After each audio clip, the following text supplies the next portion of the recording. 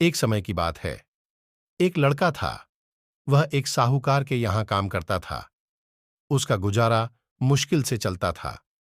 वह रात को अपने लिए 4 रोटी बनाता और खाता। कई दिन से उसकी एक रोटी कोई चुरा कर ले जाता। एक दिन उसने देखा कि एक मोटा सा चूहा आता है और उसकी रोटी लेकर चला जाता है। उसने उसे रोका और कहा, मैं बड़ी मुश्किल से 4 रोटी कमा पाता हूं। मैं आगे ही परेशान रहता हूं। मेरी गरीबी कब दूर होगी और ऊपर से तुम मेरा एक रोटी ले जाते हो। चूहा बोला, मैं तो अपनी किस्मत की खाता हूं, और रही बात तुम्हारी परेशानी की, तो उसका हल गौतम बुद्ध ही कर सकते हैं, परंतु वह बहुत दूर रहते हैं। लड़का बोला, अगर वह मेरी मुश्किल हल कर सके तो मैं दूर जाने को भी तैयार हूं। अपनी समस्या का समाधान पाने के लिए वह साहूकार से कुछ दिनों की छुट्टी लेता है और महात्मा बुद्ध से मिलने के लिए निकल पड़ता है। चलते चलते रात हो जाती है। उसे रात रहने के लिए एक जगह चाहिए थी। उसने पास में ही एक हवेली देखी और हवेली का दरवाजा खटखटाया। हवेली से एक महिला बाहर आती है। वह लड़का उसको बताता है, मुझे महात्मा बुद्ध से मिलने जाना है और रास्ता बहुत लंबा है। क्या मैं यहाँ एक रात के लिए रुक सकता हूँ? हवेली की मालकिन बोली, हाँ, तुम रुक सकते हो, लेकिन मेरी एक शर्त है। तुम्हें महात्मा बुद्ध से मेरा एक सवाल पूछना होगा। मेरी बेटी 20 साल की हो गई है, पर वह बोलती नहीं है। उनसे पूछना कि वह कब बोलेगी। लड़का बोला, ठीक है, मैं महात्मा बुद्ध से आपके प्रश्न का उत्तर पूछ दूंगा। एक रात वहां रहकर लड़का अगले दिन अपने सफर पर चल पड़ता है। आगे एक पर्वत और दुर्गम रास्ता था। वहां एक जादूगर तपस्या कर रहा था। वह लड़का उससे महात्मा बुद्ध तक जाने का आसान रास्ता पूछता है। जादूगर कहता है कि मैं तुम्हें अपनी जादू की छड़ी से तुमको आगे नदी तक पहुंचा दूंगा, पर तुम्हें मेरा एक प्रश्न महात्मा बुद्ध पूछना होगा।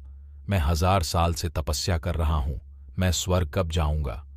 लड़का उसकी बात मान लेता है और जादूगर उसे नदी तक पहुंचा देता है। नदी को पार करते ही बुद्ध का आश्रम था। वहां एक बड़ा सा कछुआ था। उस लड़के ने कछुआ से कहा, मुझे महात्मा बुद्ध के आश्रम तक जाना है, मुझे अपनी पीठ पर नदी पार करवा दो। कछुआ बोला, नदी तो मैं पार करवा दूंगा, परंतु तुम्हें महात्मा बुद्ध से मेरा एक प्रश्न पूछना होगा। मैं 500 साल से नदी में हूं, मैं ड्रैगन कब बनूंगा? लड़का कछुए की बात मान लेता है और वह नदी पार करवा देता है। वह महात्मा बुद्ध के आश्रम पहुंच जाता है। जब वह महात्मा बुद्ध से मिलता है तो कहता है कि मुझे आपसे अपने प्रश्नों के जवाब चाहिए। महात्मा बुद्ध कहते हैं, ठीक है, लेकिन मैं केवल 3 सवालों का ही जवाब दूंगा। महात्मा बुद्ध देखना चाहते थे कि वह किसके प्रश्न का त्याग करता है।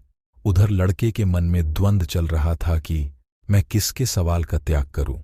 कछुआ 500 सालों से इंतजार कर रहा है, जादूगर 1000 सालों से, गूंगी लड़की 20 सालों से, और मैं भी आर्थिक परेशानी का हल ढूंढने बहुत कठिनता से यहां पहुंचा हूं।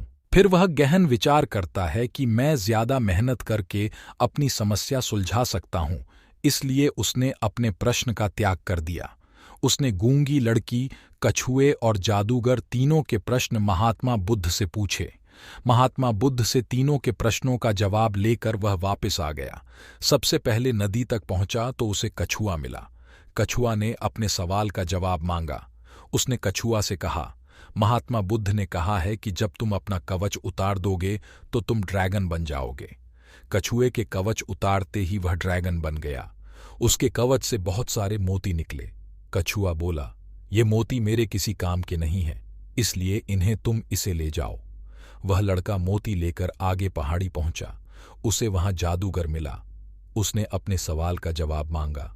लड़के ने जादूगर से कहा, महात्मा बुद्ध के अनुसार तुम अपनी जादू की छड़ी छोड़ते ही स्वर्ग जा सकते हो। वैसा ही हुआ। जादूगर ने जाते जाते लड़के से कहा, यह जादू की छड़ी मेरी किसी काम की नहीं है, इसे तुम ले जाओ। लड़के ने छड़ी ली और आगे चल पड़ा। चलते चलते वह हवेली तक पहुंचा। हवेली की मालकिन ने अपने सवाल का जवाब मांगा। लड़का बोला कि आप अपनी बेटी की शादी करवा दीजिए, वह शादी करते ही बोलने लगेगी। हवेली की मालकिन बोली कि तुम महात्मा बुद्ध से उत्तर लाए हो, इसलिए तुम ही मेरी बेटी से शादी कर लो। लड़के और लड़की ने एक दूसरे को पसंद किया और उनकी शादी कर दी गई।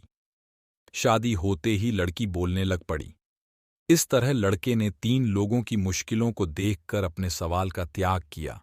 उसे त्याग के फल में मोती के रूप में पैसा, छड़ीड़ के रूप में शक्ति और एक रूपवान पत्नी मिल गई।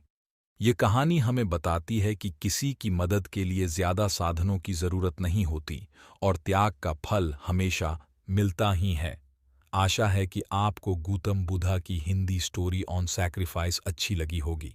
अगर आपको कहानी अच्छी लगी हो तो ऐसी ही और कहानियां सुनने